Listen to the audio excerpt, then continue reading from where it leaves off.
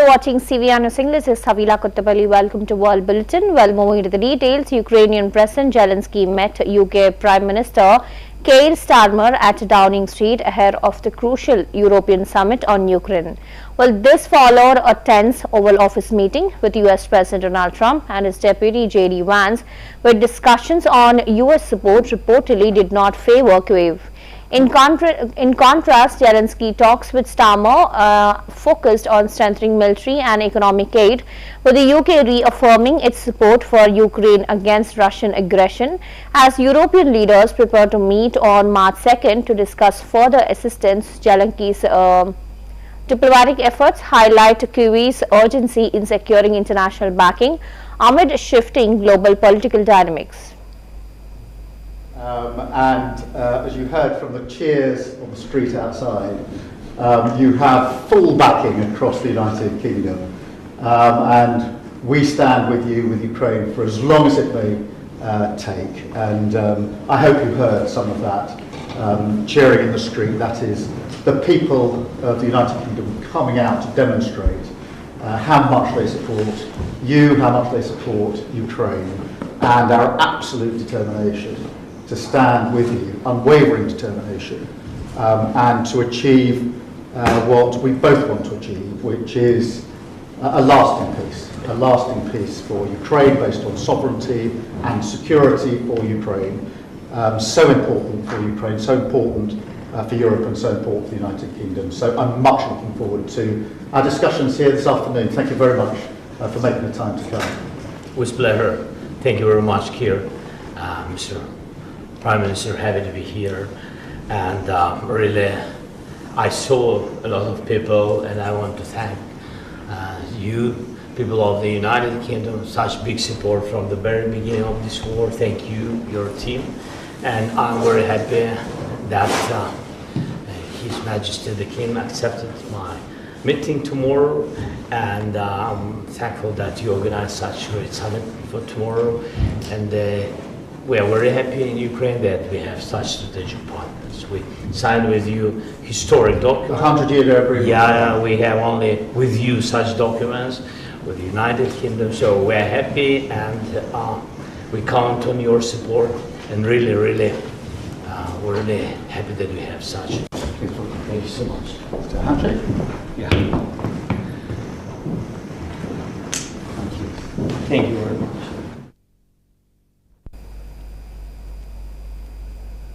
Well, Canadian Prime Minister Justin Trudeau joined Ukrainian President Zelenskyy and European Union leaders in Kyiv in a significant show of international solidarity, and the high-stakes meeting comes amid US President Donald Trump's unexpected threats to withdraw support for Ukraine, putting Western unity to the test, and discussions focused on military aid, economic support, and reinforcing diplomatic ties as Kyiv continues to resist Russian aggression.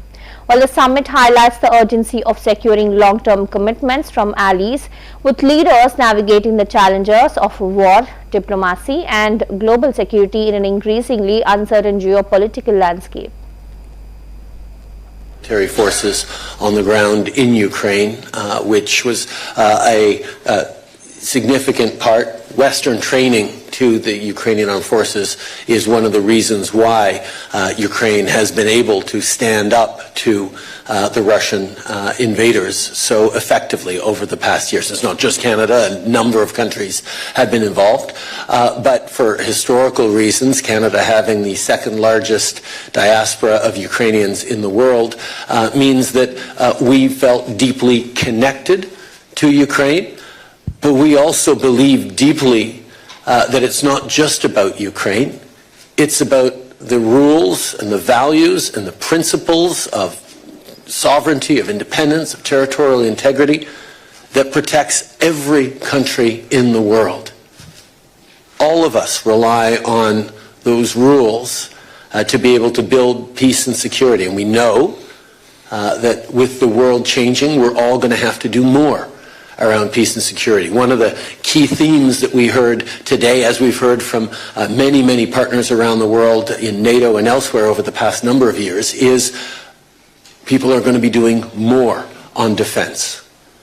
9.5 years ago, when I took office in Canada, The previous government had us down below 1% of defense spending, even though the NATO 2% pledge had been made a year or two before.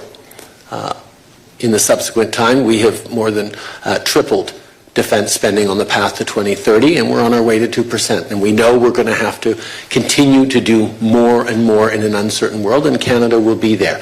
As to how we will be there, we will work with our neighbors on it, but everything is on the table because we need to make sure that might no longer makes right in this world. That's what has led to 80 years of incredible stability and prosperity, not just in Europe, but around the world, because of the institutions we built out of the ashes of World War II. And standing up for those institutions. The attacks damaged multiple buildings, including an apartment complex, a car dealership, and a hypermarket, and underscoring Kharkiv's continued vulnerability in the ongoing war. Emergency responded worked through the night to assess the damage and provide aid to the injured, and Kharkiv, located near the Russian border, has been frequently targeted of air strikes and drone attacks throughout the conflict. Ukrainian authorities continue to call for increased air defense support to protect the city's civilian population from relentless bombardment. Раз, два, три. Опускай, блядь. Давай, куда ты не надо? Что ты сюда? Все, тихо.